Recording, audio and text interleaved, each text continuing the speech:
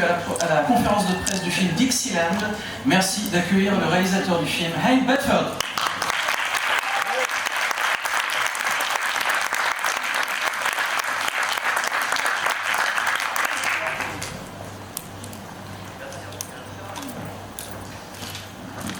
Merci de bien vouloir couper vos téléphones portables ou les mettre sur silencieux. Merci également de bien vouloir lever la main afin que nous puissions vous donner le micro. Thank you to turn off your mobile phones, put them in silent mode. Thank you also to raise your hands so that we can pass you the microphone. Y a-t-il une première question dans la salle? Anybody? N'ayez pas peur. Voilà, monsieur ici.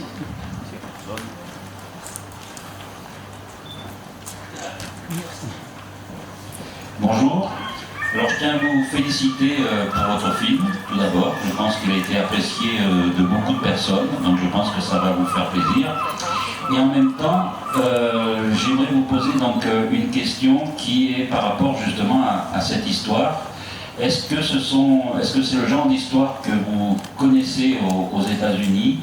Et puis on sent qu'il y a un regard de bienveillance justement sur les actes de délinquance et sur la récidive.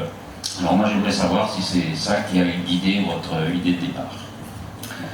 First of all, this gentleman wishes to congratulate you on the movie. I mean, he feels like the movie was pretty well received by the audience, so well, good luck for the competition, and once again, congratulations. And the question is about the story. Do you know yourself this kind of situation? Did you experience it? Do you know people who experienced it? And what did you use as an inspiration? People you know, your own story, whatever, maybe you can talk about it. Yeah, I did grow up with kids a lot like this, and I had one friend in particular who was a little bit dangerous and a little bit just wild, and he started running drugs between Nashville in Tennessee and Dallas, Texas, and he got pulled over like he does in the movie, and the cop came to the window and he shot himself.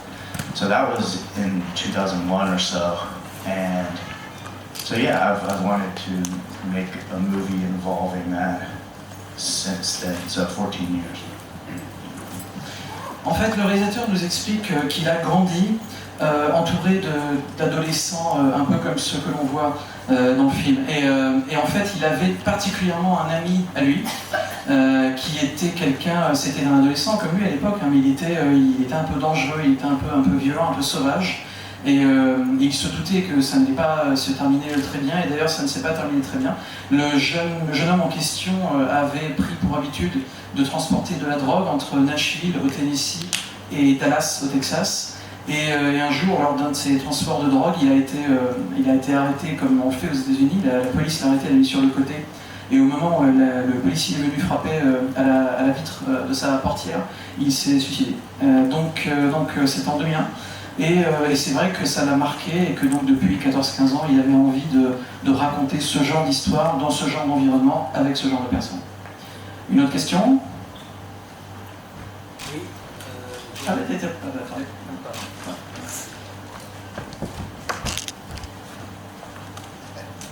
Bonjour, tout d'abord merci, puis surtout je tiens à préciser que j'ai apprécié la manière dont ça a été tourné, surtout en 18 jours. Mes questions, la première question, c'est sur les témoignages que vous avez fait faire. Ce sont des acteurs ou ce sont des personnes réelles? Ensuite, j'ai une autre question sur sur l'intrigue qui a été faite. J'ai pas compris en fait. Enfin, il y a un truc qui m'a échappé. Et le deal, sur le deal qui a été fait. Et si vous pouviez apporter une précision éventuellement. Enfin, je ne sais pas s'il y a d'autres personnes dans mon cas, mais moi il y a quelque chose que j'ai pas saisi sur la façon dont il s'est fait piéger en fait. Well, two questions go to you. First of all, this gentleman wishes to thank you for your movie and especially the way you explained before the screening that it was shot in 18 days only. Well, that was quite amazing, so thank you and congratulations on that. And actually there's two questions. First one goes to the testimonies we see in the movie. Are they actors or are they real people who you just shot and put documentary style? So that was the first question. The second one is about the plot. This gentleman says that actually he's not sure he understood everything the way it is, about the way the guy gets trapped. Maybe he missed something. Maybe you could give a little bit some kind of explanations about that. Yeah, the interviews are real people. They, while we were in Mississippi, I just ran across people that seemed like they fit into the world, and we decided to shoot the interviews, and they seemed appropriate, and I always dreamed of them being in the movie, and we tried it without them and with them, and I really love them, and so they're there, and they're just meant to remark on the world so that you kind of can grasp the world a little bit more. He is being set up by Larry. He has a history with Larry.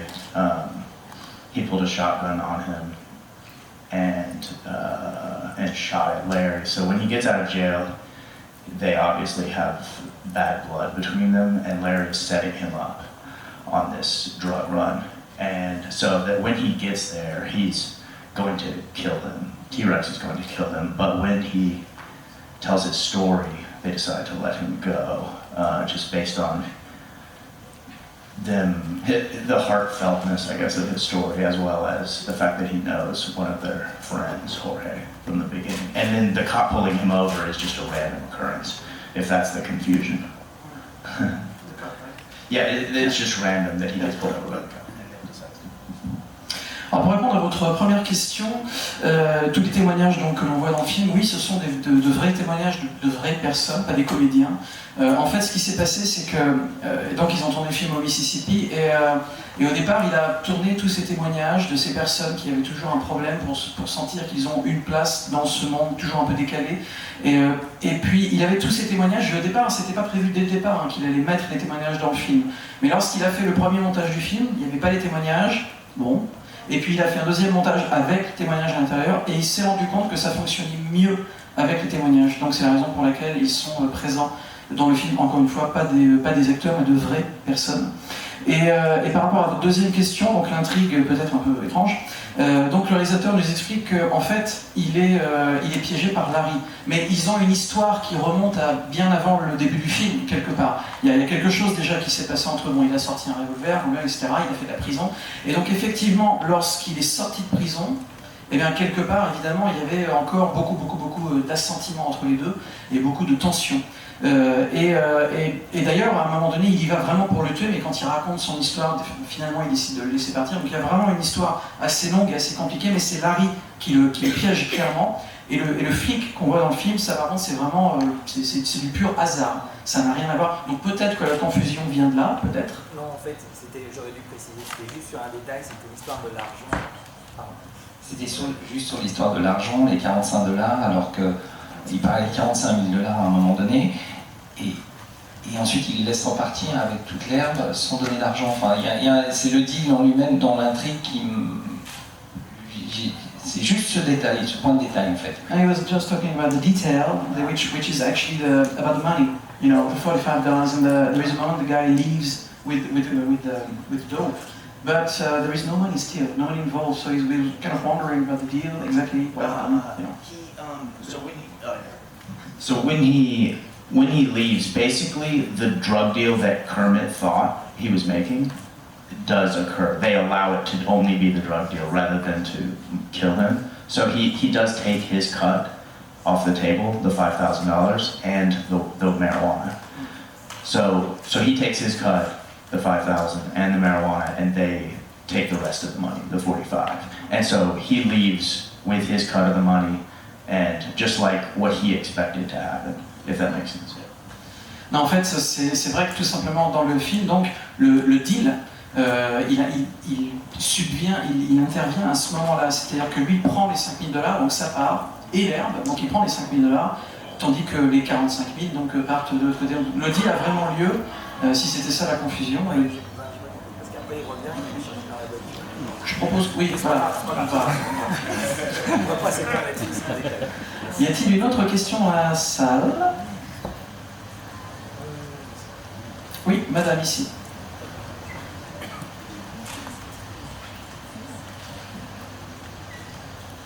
I'm actually from Tennessee too, and I was wondering, is your portrayal of yourself in any way political?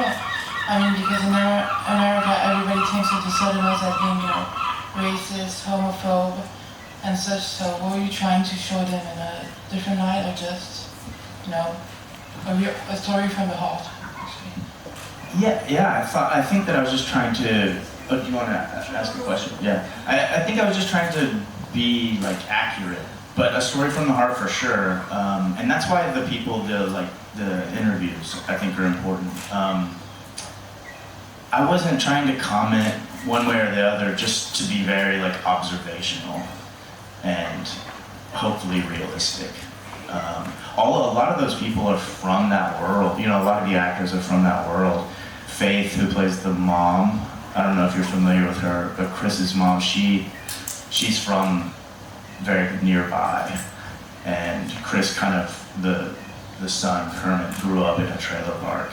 So they all very much got along with the people, the locals, and I think that they portrayed them kind of as they are, you know. La question portait sur la manière dont Hank a rendu à l'écran tous ces personnages, donc Mademoiselle vient du Tennessee également, et c'est vrai qu'on entend souvent des choses comme les gens qui habitent là-bas sont racistes, sont homophobes, etc. Et au contraire, la manière dont Hank les a représentés est beaucoup plus réaliste, et on a presque l'impression que c'est vraiment c'est un film qui a été fait beaucoup avec le cœur également. Il porte un regard qui reste quand même assez chaleureux, et donc quelle a été l'intention de Hank Bedford par rapport à la manière dont il a représenté ces personnes? Et il me dit qu'il a essayé évidemment de rendre les décors, les personnes, les situations de la manière la plus précise et la plus réaliste possible. Il a essayé, en tout cas, il s'est empêché de commenter ce qu'il voyait. Et au contraire, il avait vraiment un regard d'observateur. C'était vraiment un observateur le plus neutre qui soit. Mais de la même manière, c'est vrai que ce réalisme est aussi venu du fait pas seulement de son fait à lui, mais du fait également des comédiens, des acteurs qui, pour la plupart, viennent de cet endroit-là, de ces situations-là, de cet environnement-là. Par exemple, Faith, qui joue la mère, eh bien, c'était vraiment une comédienne du coin, elle était du coin. Ou celui qui joue le fils, par exemple, il a grandi dans un trailer park, c'est-à-dire un endroit où il y a toutes ces caravanes, parce que j'arrive pas à trouver un meilleur terme, mais donc c'est les maisons sur roulettes, mobil-home, merci monsieur Chargé. Donc c'est mobil-home. Et effectivement, c'est pour toutes ces raisons que le film a ce côté extrêmement réaliste que je voulais avoir dès le départ. Une autre question dans la salle. Il y a beaucoup de monde, mais pas de questions. Monsieur Berton. Bonjour. Donc, lors de la présentation du film, vous avez évoqué des influences françaises. Donc, j'aurais voulu savoir quels films vous ont inspiré, quels cinéastes, et si vous aimeriez travailler avec des acteurs français. Before the screening, you actually said on stage that you loved French cinema, and maybe that was a source of inspiration. And if so, what kind of movies or directors would you consider explaining as source of inspiration for you for your work, and maybe some French actors that you would maybe like to work with in the future? Oh, interesting. I do. I love Dreamlight. In regards to this movie, as inspiration. Dream Life of Angels, certainly, I love that movie, and Hate, I love that movie, and I think it's really, really beautiful and like stylistically similar. I mean, actors, I love Melville, so Belmondo and Alain Delon, I think, are phenomenal, and a lot of Melville's movies, like these hero type characters, I think are in the movie a little bit. Léa Seydoux is amazing. I'd love to work with her. Surprise. I'm trying to think. Breathless is like an inspiration for sure for this movie. It's like the way it's cut, I think, and shot. My movie's handheld, and that movie has a lot of jump cuts, and when we kind of did not pay attention to the line and cut around it a lot, which that movie does a lot, and you know, I mean, all of the same French movies that everybody loves. You know, Prophet I thought was amazing, and I used a lot. I watched that movie a lot, particularly for the scene when he gets snatched into the when T-Rex snatches him in a Prophet. There's a very similar thing where he kind of looks away from the camera for a second and they just snatch him in. And I thought that movie was really, really beautiful and just a masterpiece. So I don't know if that's enough, but Anyway, we saw that. Pour ce film en particulier, encore une fois, comme il a dit avant la projection tout à l'heure, c'est vrai qu'il a vraiment été influencé par le cinéma français, qu'il aime, qu'il apprécie. Mais pour revenir à cette question, pour ce film en particulier, il y a pas mal de films français qui lui viennent en tête spontanément lorsqu'il songe aux influences qui ont pu être les siennes, notamment La vie rêvée des anges d'Eric Zonka ou La haine de Mathieu Kassovitz. C'est le genre de film qui a pu vraiment influencer particulièrement La haine dans son travail graphique, son aspect visuel très fort. Et au niveau du style, il pense qu'il y a certaines similitudes qui sont évidentes. Et également, bien sûr, le travail d'un réalisateur comme Jean-Pierre Melville, notamment la manière qu'avait Melville de filmer ses comédiens, de les mettre en valeur, des comédiens comme bien sûr Alain Delon ou Jean-Paul Belmondo. Bien sûr, bon, il aime assez doux, comme tout le monde, mais lorsqu'on repense encore au film, il cite également le film À bout de souffle de Godard. Le montage, notamment d'À bout de souffle, la manière dont c'est filmé, qui était très novatrice à l'époque, et de la même manière, son film à lui a été filmé avec des caméras portées à la main, portées à l'épaule, enfin portées à la main maintenant. Et donc il y a sans doute encore une fois une référence, une similitude sur le style visuel et sur le style évidemment de narration qui est assez évident. Et une dernière référence qu'il cite, c'est le film de Jacques Audiard, Un prophète, notamment certaines séquences avec le deal de drogue, etc. Enfin, vraiment, encore une fois, il trouve ce film magnifique et ça a sans doute été une influence dans la réalisation de ce premier film. Une autre question, monsieur.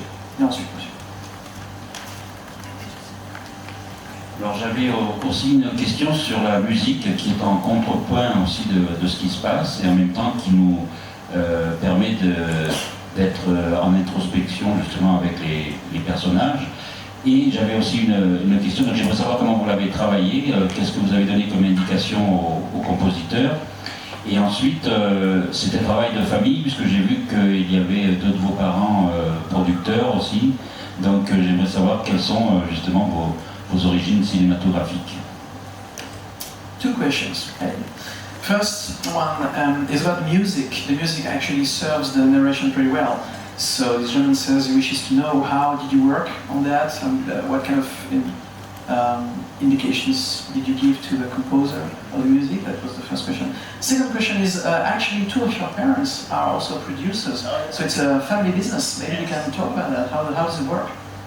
Well, the music, I was, my direction really for all of the departments was to push the boundaries, I guess, photography-wise, but as well as with West, who's the composer.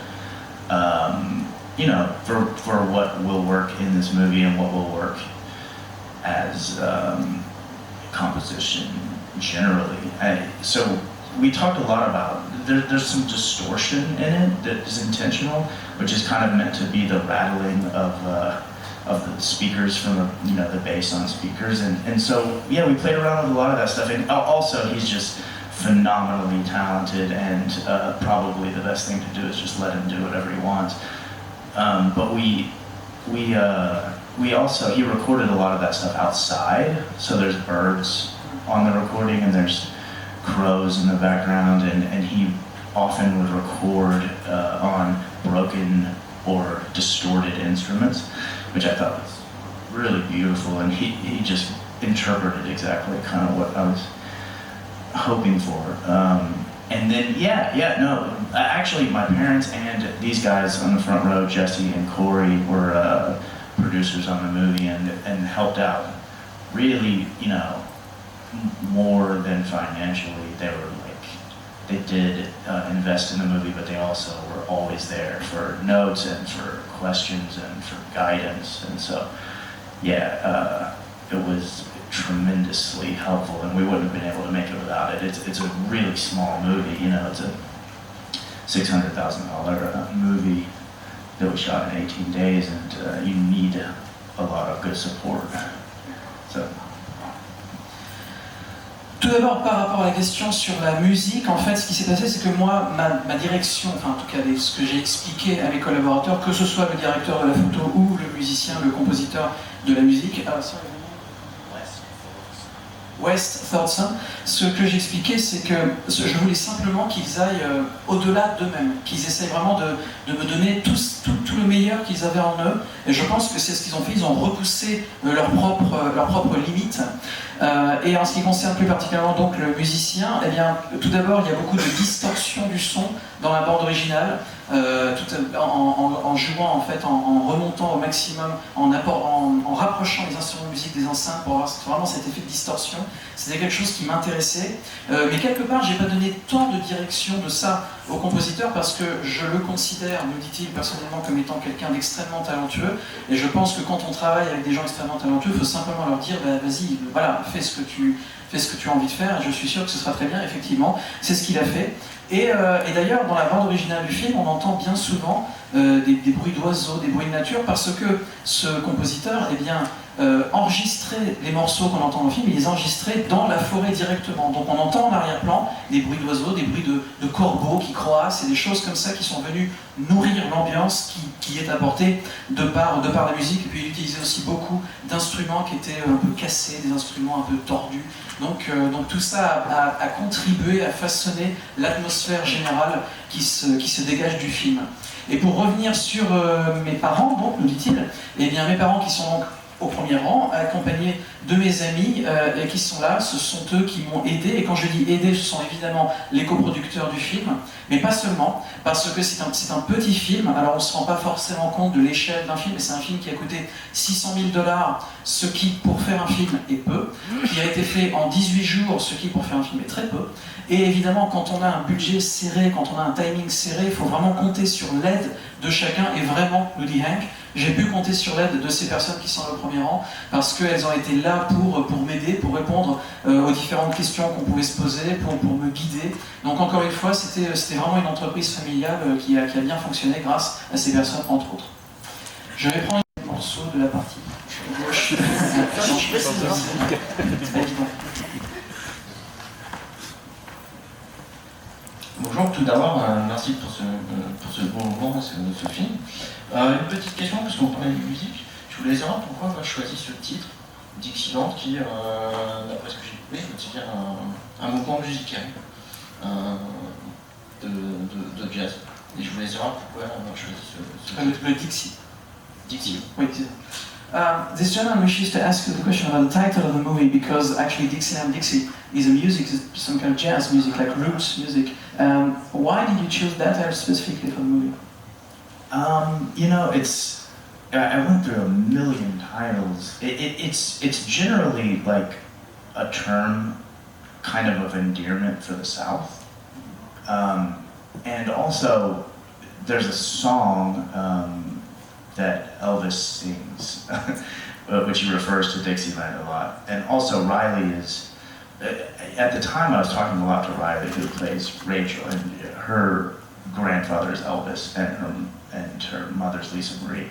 So I don't know, we just liked it as a general, in the same way that the interviews kind of express the world, I thought that it was a good description of the world. Maybe you can see. What is it? It's called American Trilogy.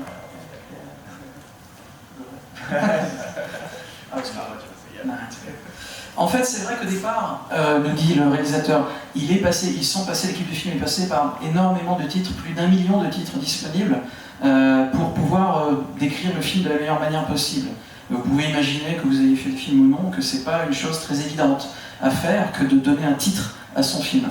Et donc il s'est vraiment posé beaucoup de questions et il a trouvé ce terme, Dixieland, qui, selon lui, porte en lui beaucoup de connotations qui se rapportent au sud des États-Unis.